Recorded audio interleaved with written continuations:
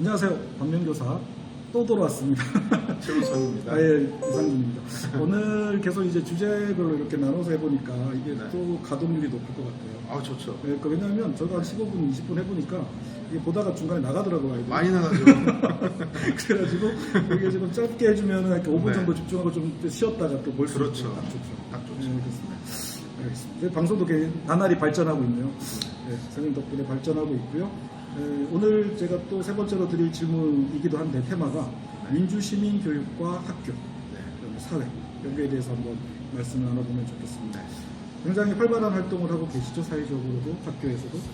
네, 그럼 어떻게 하다 보니까 네. 저기 짬 시간 내서 네. 뭐 칼럼도 쓰고 네, 그렇죠. 기고도 하고 그다음에 시민단체 교사 부분 공동대표도 겸직도 하고 있습니다. 그 단체하고 이름을 뭐 말씀드려도 네, 뭐 나중에 제가 자막으로 네 전국 설명드릴까요? 교육연합 네트워크라고요. 네네. 전국 단위의 교육 시민단체인데요. 네.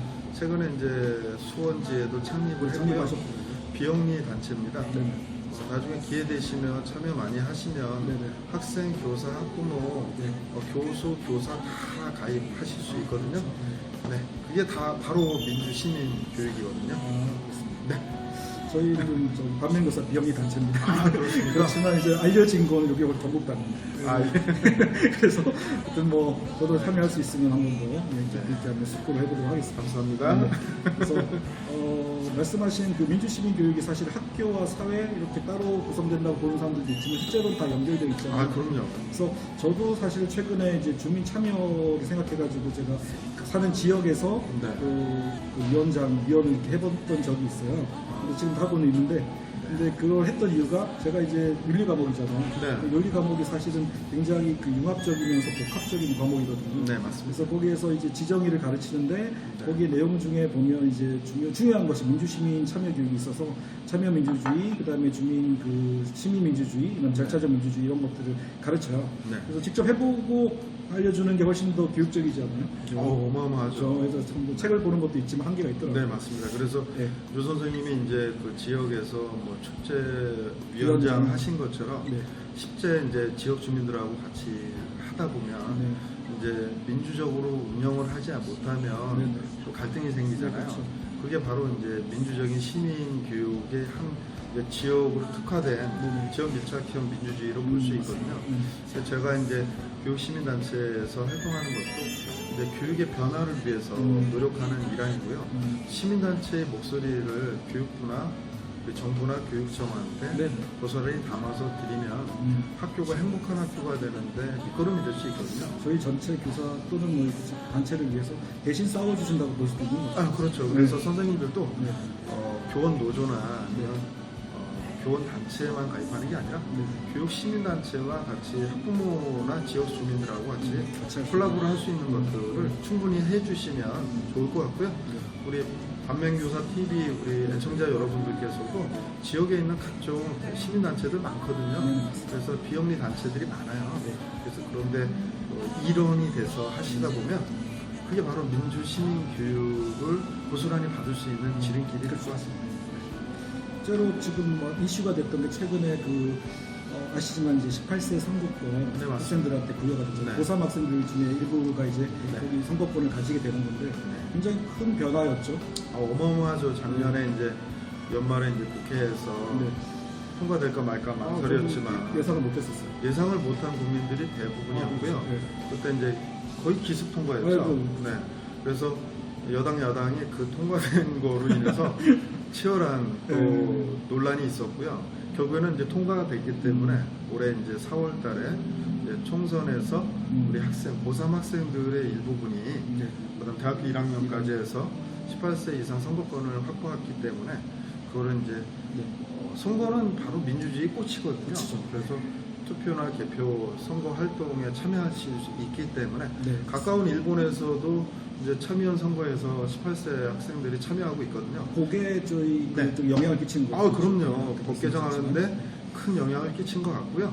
그래서 민주 시민위에서의 꽂힌 이제 선거에 투표권을 행사할 수 있는 거는 아름다운 그렇죠. 자기 권리를 주장할 수 있는 아주 좋은 방법이고요.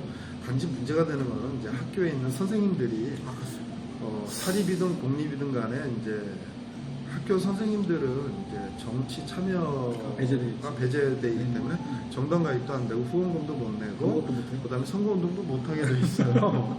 못 하게 돼 있는 사람 교사가 이제 선거권 있는 이제 18세 이상 학생들한테 선거 교육을 아마 그렇죠, 해줘야 되는데 그래서 선거관리위원회하고 교육청에서도 이게 논쟁거리로 최근에 있었거든요. 네네. 하긴 하되 아마 제약 조건이 있을 거예요.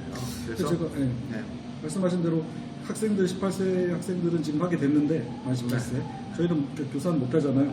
그럼 저희 더 낮은 계층이 되는데 그래서 정치적으로 보면 그렇죠. 또 우리 교사들은 교육감 후보 선거로 나갈 때도 교사를 그만둬야 되죠. 그만두고 나가야 됩니다. 이거는 좀 생업을 포기하고 나가야 되는데 교수는 또 된답니다. 그러니까 이거는 빨리 법이 통과돼서 선생님들이 정치적으로 참여할 수 있는 권한을 부여받으면 학교 내에서는 정치 중립이지만 개인 사생활의 기본권은 지금 침해당하고 있는 거거든요. 그렇죠.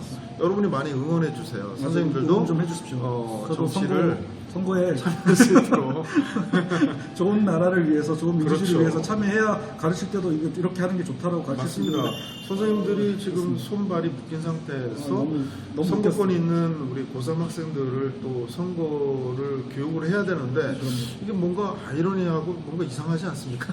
독일에서는 이런 부분에 대타협이 있어가지고 네. 수업 시간에 이제 어떤 그 정치 토론을 할 수 있게끔 네. 대신에 어떤 특정 정당을 지지하거나 이러지는 않지만 네. 저희가 수업 시간에 교사로서 어떤 학생들한테 특정인을 뽑아라 특정인을 지지한다 이렇게 얘기하지 않잖아요. 그럼요. 그러니까 그거는 정말 잘 지켜야 되는 부분이고 네.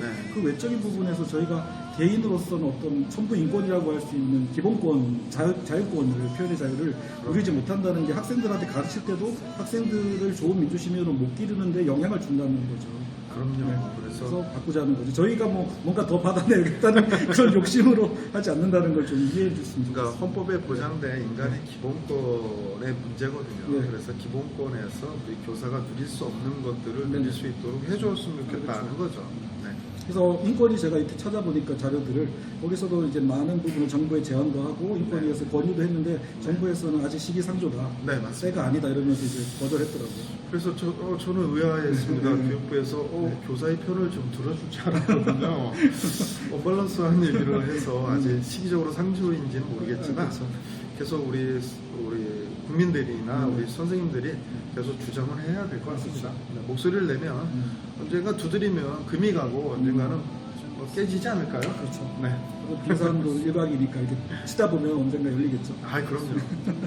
그래서 그런 것들에 대한 토론도 학생들도 좀 잘 알고 있으면 나중에 여러분들도 이제 선생님이 될 수도 있고 네. 다양한 직업을 갖게 되겠지만 전체적인 국민으로서 참여할 때 민주주의가 제대로 될 수 있는 방법이 무엇인가 고민하는 계기가 될 것 같습니다. 유 선생님의 지금 녹화하는 이 부분은 이제 나중에 수업 시간에 이제 활용할 수 있는 활용해야죠. 토론 교재가 될 것 같습니다. 18세 선거권과 그렇죠. 선생님들이 정치 참여 못하는 거에 대한 여러분들이 참석한데 참 기대가 되고 흥미진진한 수업일 것 같습니다. 근데 제가 예전에 기억에 갑자기 났는데 예전에 수업 시간에 애들한테 교사는 정치적 중립이 아무것도 못하는 데인데 어떤 아이가 선생님 중립이 좋은 거 아니에요? 선생님은 학교에서 정치적이면 안 되지 않나요? 이렇게 질문했던 적이 있어서 그런 얘기를 한참 동안 얘기 나눴던 적이 있어요. 다양한 의견은 존중해 주는 거니까요. 네.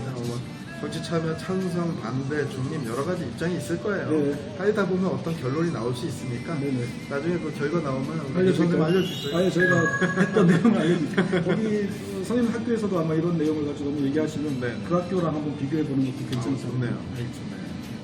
근데 사실은 저희가 이런 대화를 통해서 민주주의도 발전하는 것이 대화 토론에서 발전하는 거기 때문에 잘못된 부분은 서로 보완되고 수정되는 게 저는 맞다고 생각하고요. 학생들도 그런 사회에서 살아가기를 진심으로 바랍니다.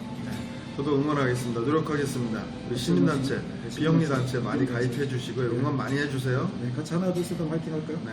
하나 둘 셋 화이팅!